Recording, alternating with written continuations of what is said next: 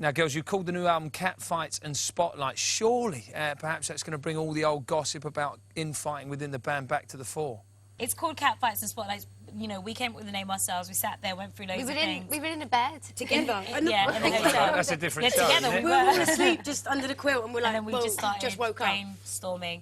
But yeah, that's what it's called. We're just basically poking fun because we don't actually care whether it ignites because people are going to say it anyway. And actually, for an example, we did a charity fashion show for Naomi Campbell, and Heidi lost a shoe on the runway. We went back. We found it funny, you know. But, you know, we were a little bit embarrassed, but we all laughed at that. It wasn't a big thing. And then in the next day in a paper, not naming which one, it was saying I was crying. And while she was crying, me and Keisha were busy pushing her, or whatever, throwing her other shoe away. So we're always going to get those things, you know. And we were just laughing backstage. So do you feel you're in quite a happy stage then? Because I mean, the history of the band has been quite tempestuous. So I mean, do you feel you're in a good bit now? That was never really true. Like even with the previous lineup, you know, we weren't bickering all the time. Yeah. We were, you know, we were really close to most at the time. So it wasn't.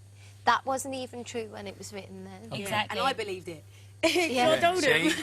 Never believe what you read, eh? Yeah, it's funny, mate. It is funny. And what about musical taste, musical preference? Do you guys all like different stuff? Are you all bringing each other different CDs? And different same stuff and different stuff. Okay. Play to but then all of us don't like one particular genre of music. Yeah. It's all over the place. Like I love a lot of old school, like R&B, and you know I do like a lot of rock music as well. I love David Bowie. And just like, you know, I think we're all really, really eclectic. And obviously, we're having different upbringings as well. You know, me being Jamaican, in the household was a lot of like reggae music and stuff. So we all kind of, but we all love it. Heidi probably listens to more reggae than I do now. I was brought up listening to reggae and Patsy Cline. Right, okay. Well, yeah, nice mix together there, yeah. Now, obviously, you've got a really strong reputation for being a live band. You know, you tour, you know, quite heavily. You also, though, you play festivals, which isn't something that, you know, usually bands like yourselves would be seen on a festival lineup. Is that something you like doing, kind of going out and playing to people who aren't necessarily all there just to see the Sugababes? You're a little bit more nervous because you know they're not all there for you. But you feel better if you win the crowd over. It's more of a challenge. Like the Isle of Wight Festival and the V-Fest, we were so chuffed with ourselves after those gigs. Really? And so, and when you went out, did you feel there was a bit of a frosty reception, or did you? No, open. Isle of Wight was the best gig we've done this year. Yeah, really? Definitely. And I think even like, you know, when we were like the first girl band to play the main stage of Glastonbury, and that was probably the most frightened like I've ever been in my life, and we've managed to win them over. So whenever we're about to go there and do something like that now, we're like, okay, we did it back then, okay? It should be fine. You know, but we're really confident in our live set as well. We have a great band, and we love the vibe, and we get really good reviews on it. So I think for next time or next year, I think we'll be less nervous. Yeah. Well, that's good to know. Next time I see you be walking on the cellar, you're right, because yeah, we're fine, just in the middle. You know, don't worry about it. Just going out to 30,000 people, you're fine.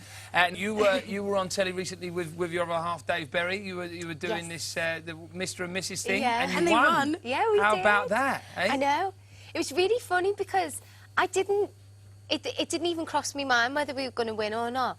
And then after the first round and we got all the questions right, I started to get like this little bit of competitiveness, thinking, yeah, we can really win this. We can win this. You know. Yeah. But yeah, it was good. Okay. And when do you think you might become a real Mr. and Mrs.?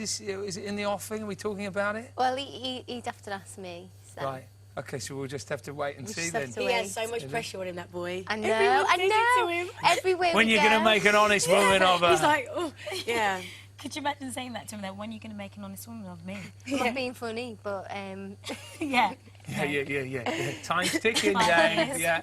And ladies, what about you? Love life? What's happening? Yeah, still with mine, and you're still. And we noticed a new tattoo there.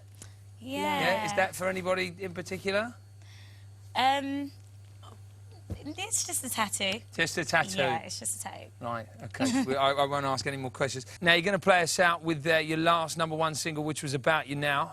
It was #1 for a month in October last year. However, it's just had a little resurgence because on Hollyoaks, Steph read it out at the funeral of Max. It was a very touching moment. Have you seen it, girls? Again, on A&R, we were having a meeting and he went, did you see Hollyoaks? And we were like, no, and he YouTubed it.